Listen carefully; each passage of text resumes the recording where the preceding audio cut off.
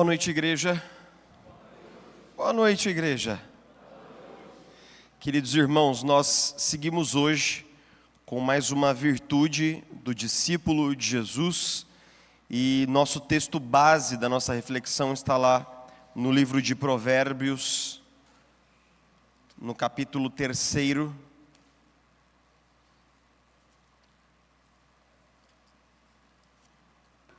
versos 21 e 22.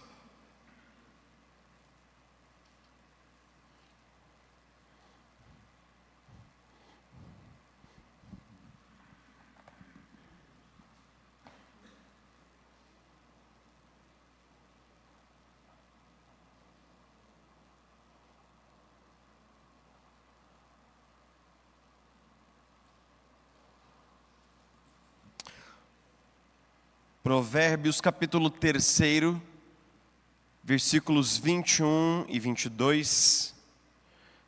São dois versículos, um trecho bem curtinho. Eu vou convidar você para ler junto comigo. Se você estiver usando uma Bíblia aí de papel, old fashion, como a minha, ou uma Bíblia elétrica, não tem problema. Quero convidar você para ler junto comigo. Provérbios 3, 21 e 22, nós lemos assim, lemos todos a uma só voz. Meu filho, guarde consigo a sensatez e o equilíbrio, nunca os perca de vista. Trarão vida a você e serão um enfeite para o seu pescoço. Lemos de novo. Meu filho, guarde consigo a sensatez e o equilíbrio, nunca os perca de vista. Trarão vida a você e serão um enfeite para o seu pescoço.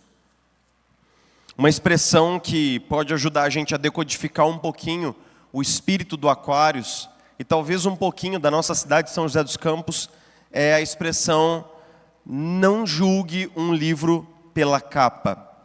Essa expressão é uma expressão que começou a circular no século XIX na Inglaterra, quando o jeito de se fazer as capas dos livros era uma prensa fabril que produzia capas geralmente muito padronizadas, muito simples, pouco ilustradas. De tal maneira que quando você entrava numa livraria para adquirir um livro, todos os livros eles se pareciam um tanto iguais, muito semelhantes. Porque todos eles tinham essa aparência modesta, né? Porque eles eram encadernados dessa forma um tanto quanto funcional. Então se você tinha um tesouro da literatura do lado de cá, e logo ao seu lado uma peça, uma novela, digamos assim, pobre em conteúdo, esses livros eles pareceriam idênticos a um primeiro olhar. Então você teria que de fato conhecer esse livro, abrindo a capa, dando uma olhada no autor, se enfronhando um pouco no conteúdo. E por que isso é tão importante? Porque essa expressão que se tornou parte talvez dos nossos provérbios modernos, nos ajuda a decodificar um pouco o fato de que em São José dos Campos, nós temos pessoas tão inteligentes, pessoas tão especializadas, pessoas que são tão capacitadas e que chegaram tão longe na sua carreira e que têm, digamos assim, uma formação vasta, experiências fora do Brasil, pessoas que de fato têm um grande currículo. E, no entanto, quando nós nos adentramos um pouco mais nas experiências diárias dessas pessoas, em como elas vivem, em como elas gerenciam sua vida, seus negócios, sua família, nós vamos descobrir que existem ali uma série de escolhas muito equivocadas, relações disfuncionais, falta de propósito, valores superficiais, vida confusa e desorientação. E às vezes isso me confunde um pouco, porque quando eu olho para a vida profissional de uma pessoa, eu falo, nossa, mas essa pessoa é uma pessoa tão gabaritada, né? Mas aí quando você vê essa pessoa fazendo escolhas e tomando caminhos na sua vida pessoal, na família, no casamento, essas escolhas elas são absolutamente pobres de qualquer orientação mais profunda. Então é engraçado que, de uma forma muito interessante, quanto mais eu vivo no Aquários, mais eu aprendo a não julgar um livro pela capa. E eu aprendo uma segunda coisa, eu aprendo que inteligência não é necessariamente sabedoria. Ser uma pessoa muito inteligente não tem a ver necessariamente com se tornar alguém sábio. Enquanto a inteligência, ela é a capacidade cognitiva de um indivíduo de tomar uma determinada informação ou um conjunto de informações e correlacionar aquilo com o que ele já conhece, com aquilo que ele já tem armazenado na sua cachola. O sábio, ele não está pensando ou gerenciando informações apenas. O sábio, ele está correlacionando aquilo que ele sabe com aquilo que ele vive, de tal maneira que ele possa viver bem. Eugene Peterson, falecido talvez há uma década agora, foi um dos maiores eruditos em hebraico que nós vimos em toda a história da igreja. E ele insiste, ao comentar o livro de Provérbios, que a sabedoria bíblica é muito mais do que inteligência ou informação. Sabedoria bíblica é saber viver no mundo de Deus. E na sua abertura ao livro de Provérbios, ele diz o seguinte, abre aspas, a sabedoria bíblica tem relação direta com tornar-se preparado para honrar os pais, criar os nossos filhos, lidar com o dinheiro, conduzir a sexualidade, trabalhar e exercitar liderança, usar bem as palavras, tratar os amigos com gentileza, comer e beber de forma saudável, cultivar emoções e atitudes em relação aos outros de forma pacífica. Ou seja, Eugene Peterson diz o seguinte, viver de forma sábia tem a ver com saber transitar em todos os caminhos da vida com coerência, com equilíbrio e com, digamos assim, com essa capacidade de honrar a Deus em todos os caminhos da vida. No hebraico existe uma palavrinha que é haskal, que significa habilidade, significa saber se portar de forma habilidosa diante de situações do dia a dia. A sabedoria é uma virtude essencial do discípulo de Jesus e é o tema, o coração pulsante do livro de Provérbios. No livro de Provérbios nós temos 8 grandes blocos textuais. Nós temos um primeiro grande bloco, que é o primeiro capítulo, que é uma espécie de uma introdução ao livro. E o segundo grande bloco, ele cobre do final do capítulo 1 até a metade do capítulo 9. Tudo isso é um bloco só, em que o autor ele elabora um elogio à sabedoria, ele louva a sabedoria, essa sabedoria divina que está aí representada no livro, e ele desenvolve um colóquio, um diálogo entre um pai e um filho, aonde o pai vai compartilhando sabedoria com o coração desse filho. Então esse é o tema desses capítulos, do 1º até o 9, e nós podemos dizer que esses versículos que nós escolhemos aqui, eles são uma espécie de uma dobradiça, uma articulação, porque até aqui nós temos uma espécie de uma louvação da sabedoria. Olha, a sabedoria é muito importante ser sábio e tal. A partir desses versículos, nós começamos a ter aplicações mais práticas da sabedoria no dia a dia. E esses versículos, embora eles sejam versículos muito simples, eles têm uma certa profundidade. Eu queria entrar um pouco com vocês no tecido dessas palavras aqui. Novamente a gente vê a expressão, né, meu filho, esse pai que está dirigindo a palavra ao seu filho. E nós temos aqui um primeiro verbo que é guarde. Ele aparece no imperativo, é uma ordem, é o verbo chamar no hebraico, que significa prestar atenção, ser vigilante, reter algo, guardar algo, como se ele dissesse, olha, preste muita atenção, guarde isso, conserve isso com você. E então ele diz o que nós devemos guardar. Ele diz a sensatez e o equilíbrio. A palavra sensatez aqui é literalmente sabedoria. É literalmente sabedoria. Guarde com você a sabedoria. E ele diz, também guarde com você o equilíbrio.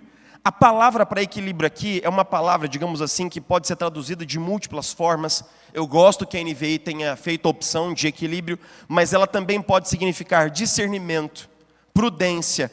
E eu utilizaria uma outra palavra ainda que é bom senso. Guarde com você a sabedoria, guarde com você o bom senso. Guarde essas duas coisas, coloque elas pertinho do coração, não as perca de vista. Note que ele diz o seguinte, nunca perca essas duas coisas de vista. A sensatez, o equilíbrio, a sabedoria, o bom senso, nunca perca de vista. Por quê? Porque a ideia aqui, a expressão literal no hebraico é, nunca tire dos olhos. Nunca tire dos olhos. Por quê? Porque o sábio sabe que nós, muitas vezes, perdemos coisas importantes de vista. Os dias são corridos, nossa rotina é crivada de inúmeras informações. Todos os dias nós somos salpicados por inúmeros WhatsApps, por inúmeras atualizações nas nossas redes sociais. É fácil a gente perder de vista o que é importante e o que não é. É fácil perder a sabedoria de vista. E eu vou explicar em alguns minutos por quê.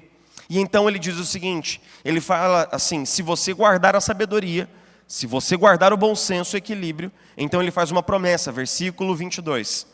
Nós vamos obter vida e isso será um enfeite para o nosso pescoço.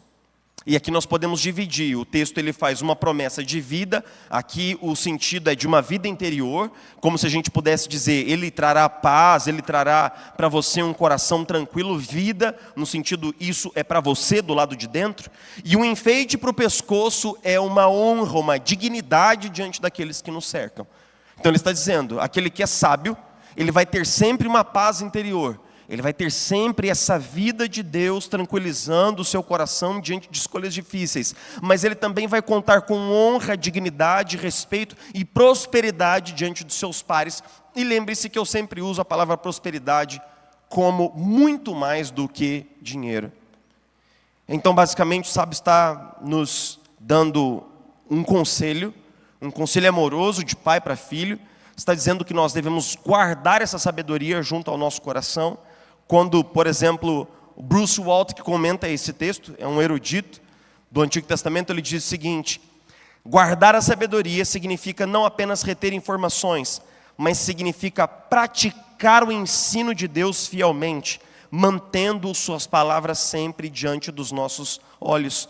E Derek Kidner, comentando esse texto precisamente, diz, o conselho aqui do sábio ao seu filho é não deixar a sabedoria desaparecer da sua consciência, mas manter a sua presença como se fosse a própria vida. A gente pode dizer que existem muitos textos ao longo do cânon que vão confirmar esse ensino, que vão expandi-lo, mais ou menos, mas que vão confirmar esse ensino. Por exemplo, Deuteronômio 6,8 diz assim, amarra a palavra de Deus como um sinal nos braços e prenda na testa. Escreva a palavra de Deus no batente da porta da casa, de tal maneira que você sempre tenha diante dos seus olhos. Tipo assim, não se esqueça, não perca de vista, nunca tire os olhos da sabedoria de Deus na sua palavra. Provérbios 4:21, não perca de vista as minhas palavras, guarde-as no fundo do meu coração. Hebreus 2:1, por isso é preciso que prestemos ainda mais atenção a tudo que temos ouvido, para que nós jamais nos desviemos dos caminhos do Senhor. Eu quero pensar com você como esse comando para nós obtermos e mantermos sabedoria. Sabedoria aqui no texto, obviamente, é sabedoria de Deus compartilhada com o nosso coração. Eu quero compartilhar com você 3 aplicações práticas. 3 aplicações práticas. A primeira é decisões que exigem discernimento. Você e eu, nós precisamos de sabedoria de Deus naquelas decisões que exigem de nós discernimento. Se você quer ver minha esposa ter um calafrio perpassando as costinhas dela, é quando eu digo para ela que eu preciso comprar alguma coisa e que eu preciso do apoio dela, eu preciso da ajuda dela para decidir. Porque em experiências passadas, e aí eu me lembro de uma experiência em que nós morávamos no Rio de Janeiro, e eu fui selecionado para fazer o Haggai International, o treinamento do Haggai no Havaí durante um mês, começo de 2019. Eu, com mais outros 59 líderes de 60 países. Aí então, eu precisava de uma mala que pudesse suportar o traslado até lá, porque é um tanto de, você desce lá nos Estados Unidos, depois você voa até Honolulu, e depois você voa até Maui, né? E eu tinha tido experiência com uma mala minha que ela fraturou e ela rasgou no meio de uma viagem. E aí eu falei, então, essa mala ela precisa ter uma rodinha boa, ela precisa ter zíper bom, ela precisa ter uma alça boa. E aí fui eu para o centro do Rio de Janeiro para comprar uma mala. Depois de mais ou menos umas 3 ou 4 horas peregrinando no centro do Rio de Janeiro, minha esposa numa loja pegou uma mala com as 2 mãos, ergueu no alto e falou assim, pega essa mala, leve essa mala para casa, pelo amor de Deus, eu não aguento mais ver mala hoje, chega disso aqui, né?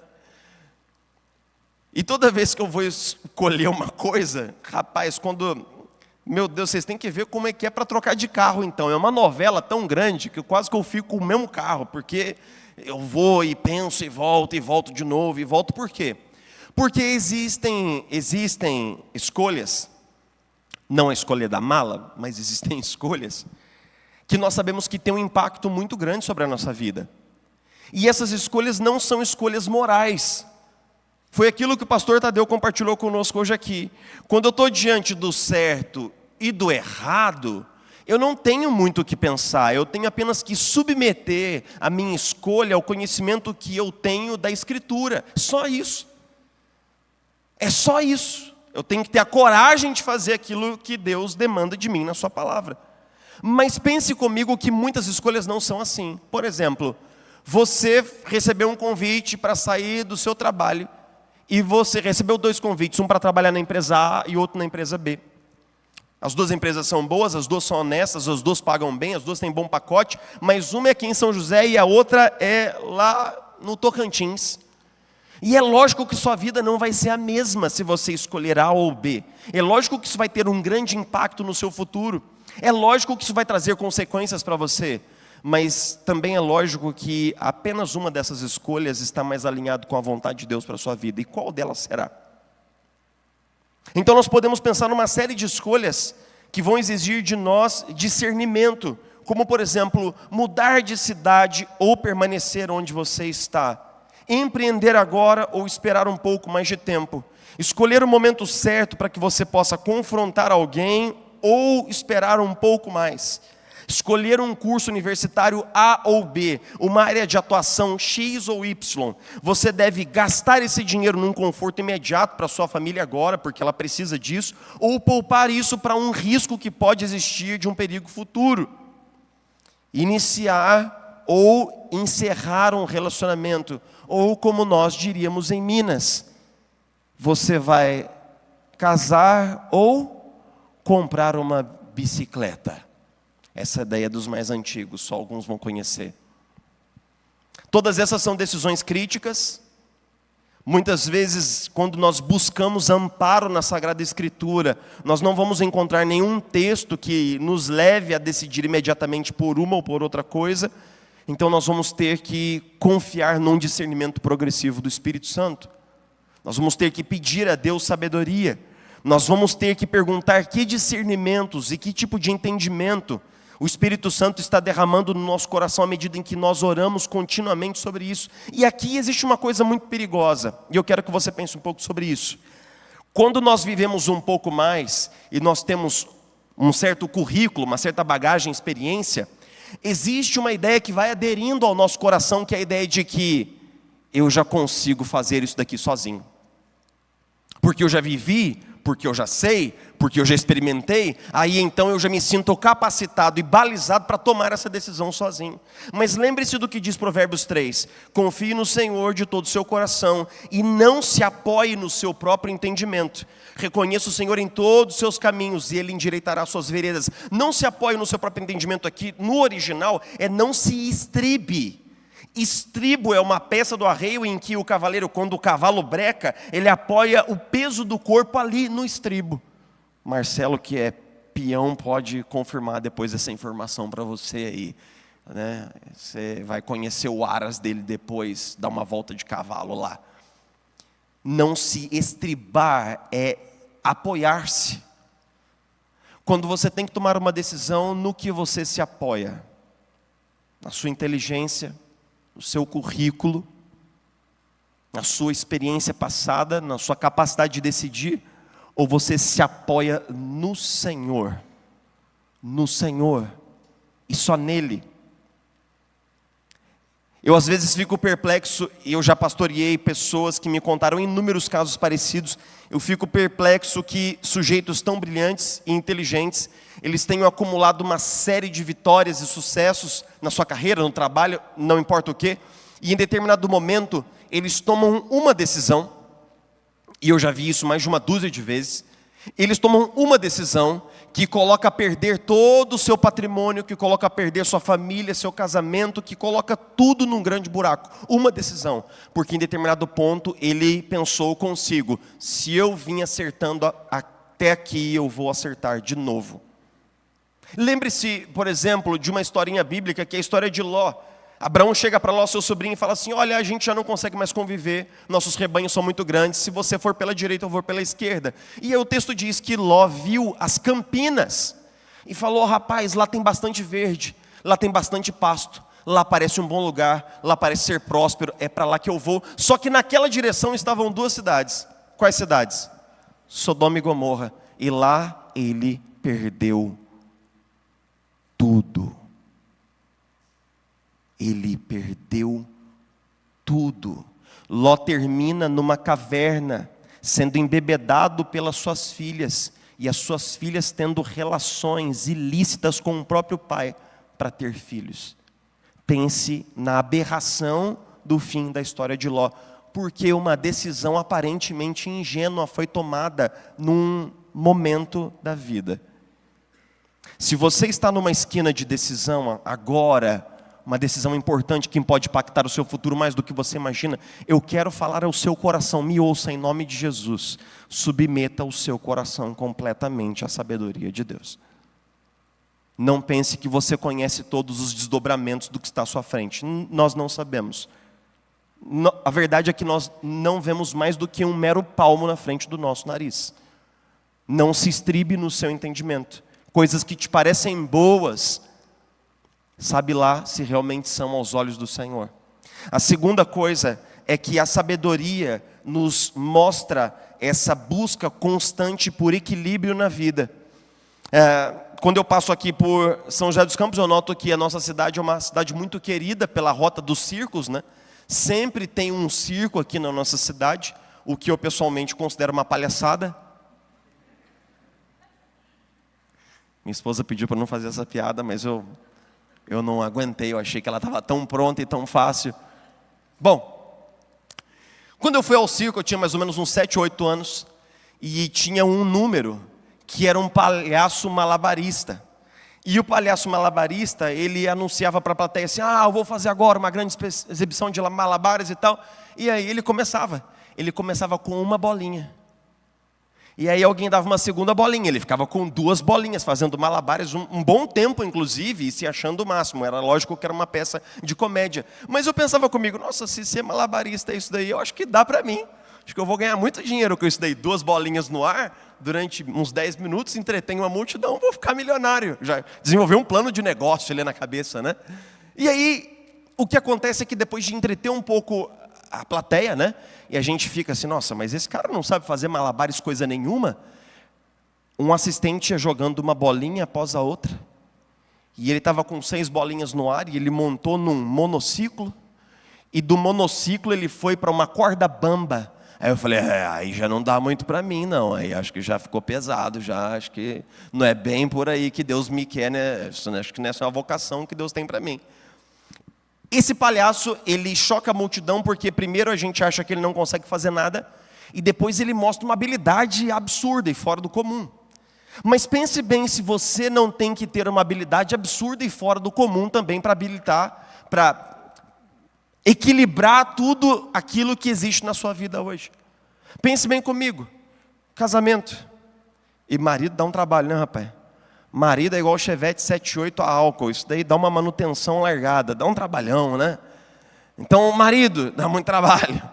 Os filhos, a gente tem a casa, as coisas da gestão doméstica, e a gente tem a saúde, e a gente tem o descanso, e a gente tem a igreja, a gente tem o trabalho, a gente tem aperfeiçoamento profissional. Enquanto a gente trabalha, a gente tem os pais que já estão idosos, e nós temos amigos importantes históricos na nossa vida, e a gente tem, rapaz, é tanta coisa que falta a hora no dia.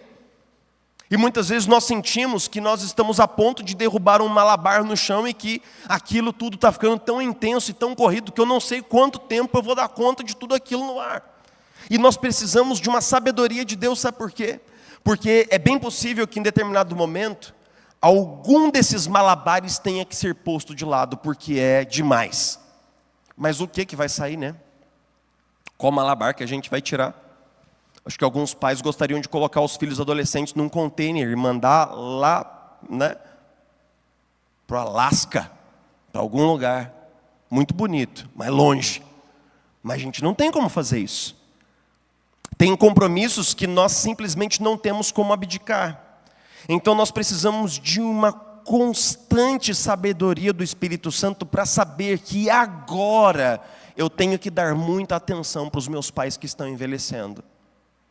Agora eu tenho que dar muita atenção para o meu cônjuge que está passando por uma fase muito difícil e que precisa da minha presença afetiva junto dele ou junto dela. Agora o meu filho que está fazendo 2 anos de idade e está passando pela adolescência, da infância, precisa muito do meu carinho, do meu acolhimento, da minha paciência. Agora existe uma questão premente no trabalho que demanda muito da nossa atenção e eu preciso me concentrar lá. Mas o que é que o Espírito Santo está colocando no seu coração? Agora. Agora. Equilíbrio significa lidarmos com consciência com todas as áreas da vida sobre as quais Deus nos encarrega de sermos bons mordomos. E antes de ir para o ponto final, eu quero só dedicar alguns minutos mais à questão do equilíbrio. Porque o equilíbrio ele pode ter um outro viés, que é o seguinte: muitas vezes desequilíbrios podem se infiltrar de forma sorrateira na nossa vida, de tal maneira que uma área ou um comportamento, ele possa acabar exagerando o seu lugar e tomando, fagocitando, matando outras áreas da vida. E eu vou dar um exemplo só. A maneira como nós lidamos, por exemplo, com o nosso trabalho, que pode crescer demais e afetar nossa saúde, nosso casamento, nosso tempo, inclusive com Deus. Ou então o nosso hobby, que pode crescer demais e prejudicar nossa família, nosso casamento, nossa relação com os nossos filhos. Por exemplo, eu não diria que ter Instagram é pecado. Mas eu perguntaria para uma pessoa quanto tempo ela passa no Instagram por dia. Nós temos um módulo aqui da Escola Bíblica que se chama Formação Espiritual. Pastor Júnior ministrou ele recentemente. Nós fazemos uma espécie de uma entrevista para saber quantas vezes as pessoas oram por semana e quantas vezes elas meditam na Escritura por semana. E nós vamos descobrir que aquelas pessoas que menos oram e que menos meditam na Escritura são aquelas pessoas que colocam muito tempo nas redes sociais. O que é um contrassenso absurdo. O que é uma grandíssima incoerência. Eu sei que você gosta de jogar videogame com seus amigos de madrugada e que esse é um hábito que você trouxe da faculdade. E eu não diria que isso é essencialmente pecaminoso. Mas quantos dias isso tem te roubado do leito da sua esposa? Eu sei que, por exemplo, você está muito envolvido com o trabalho, mas quantos dias você tem levado o trabalho para casa e transformado a mesa da família, que é uma mesa de comunhão, numa mesa de negócios? Você começa a praticar um esporte novo e fica muito empolgado, mas começa a se evidenciar um excesso de gastos e de investimentos com um hobby que de repente começa a solapar outras áreas da família. Eu quero que você pense que determinadas coisas, elas não são essencialmente pecaminosas, mas elas começam a se tornar exageradas, desequilibradas e, portanto, começam a tomar um aspecto pernicioso na nossa vida. E a última coisa que eu diria é, terceiro ponto, sabedoria para poder agradar a Deus. Algumas vezes nós estamos diante de escolhas morais, entre o certo e o errado. Outras vezes nós estamos diante de escolhas que exigem de nós sabedoria. E eu acredito que muitas vezes nós desagradamos a Deus não porque nós fomos necessariamente imorais, não necessariamente porque nós quebramos um mandamento, mas porque em determinada situação nós não fomos sábios. Existem determinadas escolhas que elas são muito mais sutis do que distinguir o certo do errado. São escolhas que nos obrigam a distinguir entre a sabedoria e a tolice. Pense comigo nessa história que está lá em 2 Samuel 24, em 1 Crônicas 21, que diz o seguinte: Davi já era rei, o seu reino estava estabelecido. Certo dia ele falou assim: eu vou fazer um recenseamento. Eu quero que faça-se uma contagem de novo de todos os cidadãos de Israel. O texto diz, para nossa surpresa, que aquilo desagradou profundamente o Senhor. E o Senhor liberou uma praga que consumiu muitos em Israel, naquele mesmo cenário. Aí você fala assim, poxa vida, mas o que é que Davi fez? Havia algum mandamento em Levítico para que ele não recenseasse o povo? Não, não havia.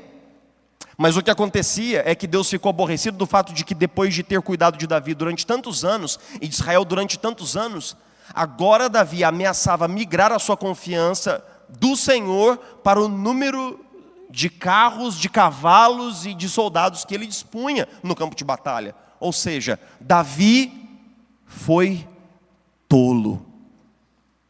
Ele foi tolo. E essa tolice custou a vida de muitos dos seus súditos. Como falar com o seu cônjuge naquele dia em que ele ou ela chega em casa sobrecarregado, estressado do trabalho? Não, eu vou falar como se fosse qualquer dia, normal. Não é problema meu.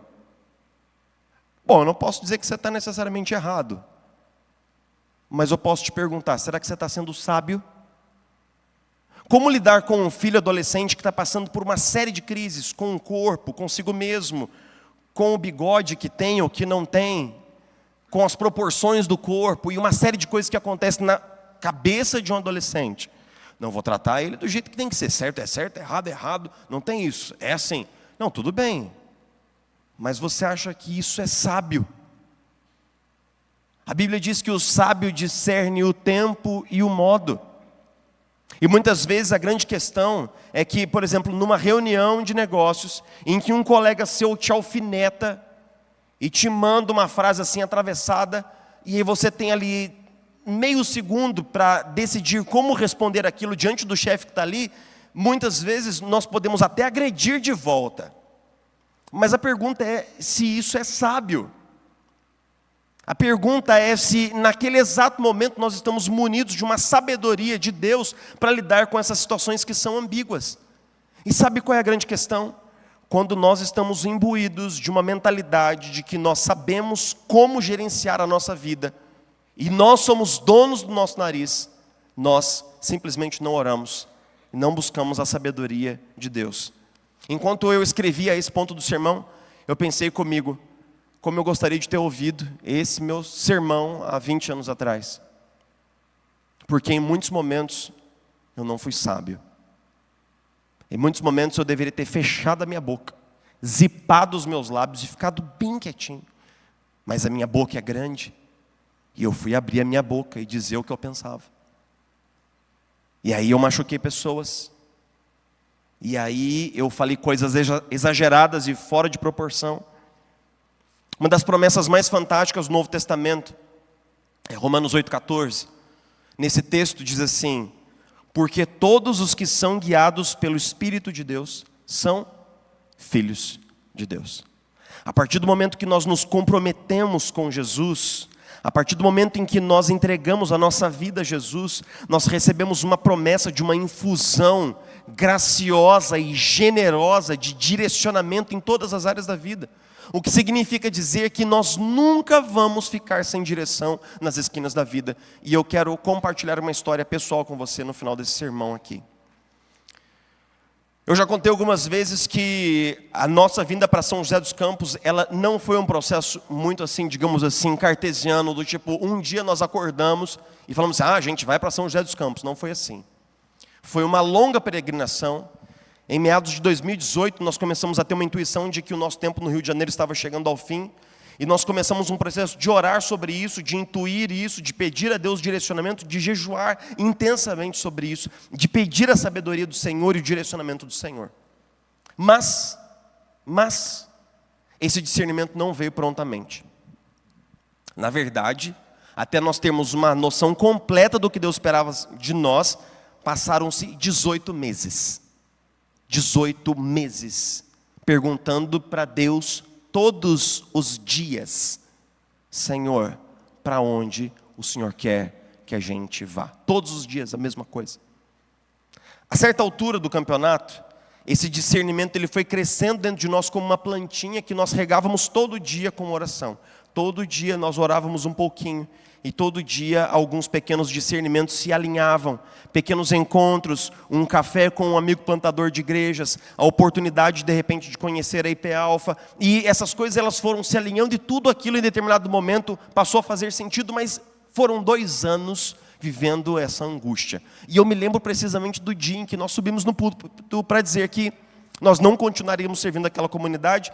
Foi um dia de dor para mim, para minha esposa e para aquela igreja. Mas nós tínhamos que passar por isso.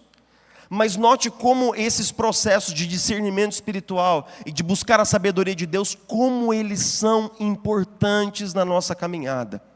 Quando nós fizemos o primeiro encontro da IP Aquários, um encontro online, com alguma coisa em torno de 7 pessoas, no dia 21 de março de 2021, nós passamos 2 meses nos reunindo online. Nós passamos 2 meses nos reunindo no meu apartamento, no nosso apartamento. E então nós alugamos um espaço, que nós montávamos e desmontávamos todo domingo. Ok. E aí então, quando nós fomos para esse espaço, uma coisa muito curiosa aconteceu. Durante 5 semanas, por vários fatores, só comparecemos eu, minha esposa e mais um casal.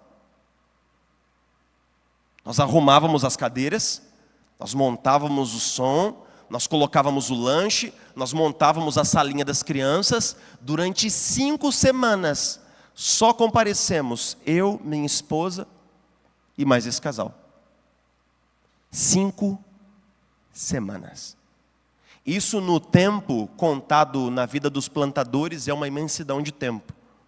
Como se você abrisse uma loja de frente para a rua e em 2 meses ninguém nem pisasse dentro da sua loja. Como se você abrisse uma consultoria e em 2 meses ninguém sequer cotasse nada com você. É bastante coisa. Eu me lembro que esse casal, muito querido e precioso, eles foram ficando com o coração estrangulado. Foram ficando estrangulados. Mas eu vou falar na real. Eu estava com o coração tão tranquilo, cara. Eu estava com o coração tão tranquilo. Minha esposa um dia, depois do 5º encontro, minha esposa falou assim, indo para casa, dentro do carro, assim, você quer comentar? Você quer comentar? Eu falei assim, comentar o quê? O que aconteceu de diferente hoje, só para eu saber. Assim, o que aconteceu? Aí teve aquela coisa, né? O que aconteceu de diferente? A 5ª semana que não aparece ninguém. Então, não aparece ninguém como? Estávamos nós 4 lá. Foi uma bênção. Ela assim, não, Jefferson, não é isso. Eu falei assim, amor, presta bem atenção. Nós oramos muito. Nós estamos no lugar certo. Deus nos quer aqui. Se essa igreja for nascer, ela vai nascer. E se ela não nascer daqui, Deus vai nos levar para um outro lugar. E está tudo certo. Nós estamos no lugar certo agora. Nós não temos controle sobre o que será daqui, mas nós estamos no lugar certo. Nós oramos muito, essa convicção está madura dentro de nós. Deixa eu te dizer uma coisa. Pode ser até que você tenha tomado a decisão certa, mas sabe por que o seu coração não está em paz? Porque você ainda não orou bastante sobre isso. Não quero dizer que você está errado. Pode ser até que você esteja certo e que o Senhor esteja conduzindo você. Mas a pergunta é, por que o seu coração está sem paz então? Sabe por quê? Porque você ainda não tem convicção de que você está no lugar que Deus te quer. E isso é um problema. Isso é um problema. Porque quando nós não estamos munidos da maturidade dessa percepção espiritual de que eu sou a pessoa que Deus chamou, eu sou a pessoa certa, eu estou no lugar certo, eu estou fazendo a coisa certa, eu estou fazendo a vontade de Deus. Sabe o que acontece? Mesmo que você esteja no lugar certo, quando as lutas vierem, você vai desanimar e vai desistir. E as lutas virão. Não é porque você está no caminho certo que os gigantes não virão. Muito pelo contrário. Se você estiver fazendo aquilo que Deus espera de você, espere gigantes, espere muros, espere inimigos, espere enfrentamento, espere pedras, espere tudo. Ou você acha que o diabo vai assistir você avançar no caminho das promessas de Deus, simplesmente aproveitando a paisagem? Mas quando nós enfrentamos lutas, e o nosso coração foi amadurecido num discernimento que está embebido da sabedoria do Espírito Santo, mesmo quando as coisas não acontecem como nós esperávamos, o nosso coração está descansado porque nós sabemos, Senhor, eu vim até aqui não porque eu quis, mas porque o Senhor me dirigiu até aqui. E daqui para diante o Senhor é que dirige também. Não há problema. Eu posso te dizer que foi um dos momentos mais difíceis da nossa vida, do nosso ministério, sem dúvida. Mas foi um momento de uma provisão de paz interior absolutamente chocante. Porque o nosso estado interior, ele era não condizente com a nossa situação externa. E aí, para encurtar a história, uma semana depois, nós montamos o espaço todo de novo, montamos as cadeiras, montamos o lanche e tal. E aí então, começamos o culto, normal, nós 4 de novo, sexta semana. Depois de uns 10 ou 15 minutos de culto, tinha uma campainha, a campainha tocou. A campainha tocou. Quando a campainha tocou, esses irmãos fizeram assim: glória a Deus, glória a Deus, alguém chegou, que coisa boa. Parecia uma festa, parecia que o Brasil tinha ganhado o 6º campeonato mundial, né? Nós abrimos o portão, pela graça de Deus, essas famílias estão conosco até hoje, estão aqui entre nós, eles lembram dessa história, eles estão conosco até hoje, para dizer que Deus tem um tempo absolutamente correto de todas as coisas. Paulo escreveu os Colossenses dizendo que na plenitude do tempo Deus enviou o seu Filho. Na plenitude do tempo, pleromatos kairos, que significa no tempo pleno, no tempo cheio, no tempo de Deus. No tempo de Deus, Deus enviou o seu Filho para morrer em nosso favor na cruz do Calvário. Mas não é só o envio de Jesus que é pleromatos kairos. A promessa que Deus tem para você, ela ocorrerá, se concretizará no tempo certo de Deus. Você pode às vezes sentir que já demorou. Você pode sentir que já passou do tempo. Mas se ainda não chegou o tempo, ainda não é o tempo de Deus. Eu quero admoestar você que me ouve nessa noite e te perguntar uma última pergunta no final dessa reflexão, que é: essa decisão,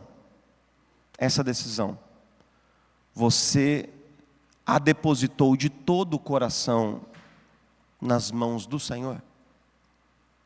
De todo o coração? Você colocou ali nas mãos do Senhor e disse assim: Senhor, eu vou esperar em Ti, eu vou confiar em Ti, vou permitir que o Senhor estabeleça o seu tempo e o seu modo. Eu vou sair desse lugar de controle, Jesus. Eu vou sair desse lugar de ansiedade e de medo que me leva, Senhor, sempre a tentar controlar as coisas do meu jeito. Senhor, nós queremos colocar essa decisão, seja ela qual for, aos Teus pés, e pedir que o Senhor derrame um discernimento profundo sobre o nosso coração. Nós não somos um povo que anda por vistas, Senhor. Não são as circunstâncias que governam nossas decisões, mas é o Espírito Santo de Deus que nos guia. Todos os que são guiados pelo Espírito de Deus são filhos de Deus. Senhor, não importa, Senhor, o mercado, não importa o dólar, nem a situação da economia. O que importa é o que o Senhor derrama no nosso coração. Não que nós tenhamos que deixar de planejar e de estudar e de fazer a nossa parte, não é isso, Senhor. Mas ao longo da Escritura o Senhor chamou homens e mulheres para viver tantas coisas que iam na contramão daquilo que era esperado, daquilo que era visto. Nossa oração nessa noite é para que o Senhor derrame, Senhor, sobre o nosso coração uma convicção, e para que o tempo todo nós sejamos assistidos pela sabedoria do Espírito Santo. Eu oro por casais que estão tomando decisões. Eu oro por jovens que estão tomando decisões em diferentes áreas. Nós oramos por pessoas que estão buscando discernimento e direcionamento seguro para os próximos anos. como eles devem empregar seu tempo, que propósitos eles devem abraçar. E eu oro, Senhor, pedindo que o Senhor traga um discernimento profundo em nome de Jesus. Mas eu oro também por aqueles que ouviram e obedeceram e agora estão no meio do caminho. Porque eu me lembro exatamente de como é estar ali no meio do caminho. E eu sei que alguns dias as coisas não acontecem como a gente esperava. E nós oramos, Senhor, pedindo força. Nós oramos pedindo ânimo. Nós oramos pedindo coragem. Seja forte, corajoso. Acaso não fui eu que te enviei, diz o Senhor. Nós nos agarramos à tua promessa, Senhor, e pedimos que, à medida em que nós já saímos, mas à medida em que nós ainda não chegamos no lugar da promessa, que o Senhor nos dê força, que o Senhor nos dê ânimo e que o Senhor nos dê coragem. Faz com que o seu tempo seja cumprido plenamente na nossa vida e faz com que as suas promessas, Senhor, sejam cumpridas na nossa história. Nós oramos, Jesus, pedindo um influxo especial de encorajamento nessa noite. Nós oramos pedindo sabedoria do alto sobre o nosso coração. Nós oramos pedindo graça. Nós oramos em nome de Jesus. Amém. E amém.